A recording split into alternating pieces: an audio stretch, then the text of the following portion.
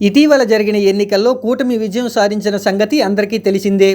TDP, Janasena, BJP కూటమి ఏర్పడి అధికార వైసీపీని ఢీకొట్టాయి. గత ఎన్నికల్లో 151 సీట్లలో విజయం సాధించిన వైసీపీ ఈ ఎన్నికల్లో కేవలం 11 సీట్లలో మాత్రమే విజయం సాధించడం సంచలనంగా మారింది. 175 సీట్లకు గాను 164 సీట్లు గెలుచుకుని కూటమి అధికారంలోకి రావడం జరిగింది. ఇక ఏపీ ముఖ్యమంత్రిగా మరోసారి నారా చంద్రబాబు నాయుడు ప్రమాణ స్వీకారం చేశారు. ఆయనతో పాటు మొత్తం 24 మంది ఎమ్మెల్యేలు మంత్రులుగా ప్రమాణ స్వీకారం చేయడం జరిగింది. ఇటు కేంద్రంలో కూడా అధికారంలో వచ్చిన బీజేపీ టీడీపీ అవసరాన్ని గుర్తించి ముందుకు వెళ్తున్నట్లుగా కనిపిస్తుంది. కేంద్రంలోని ఎన్డీఏలో ముఖ్య భాగస్వామిగా ఉన్న టీడీపీకి గవర్నర్ పదవి ఇచ్చేందుకు బీజేపీ నాయకత్వం రెడీ అయిందని తెలుస్తుంది.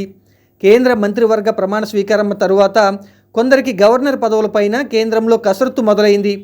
అందులో భాగంగానే టీడీపీ నుంచి ఒకరికి గవర్నర్ పదవి ఇవ్వాలని బీజేపీ నాయకత్వం భావిస్తుంది. టీడీపీ నుంచి పేరు సూచించాలని చంద్రబాబును కోరినట్లుగా సమాచారం.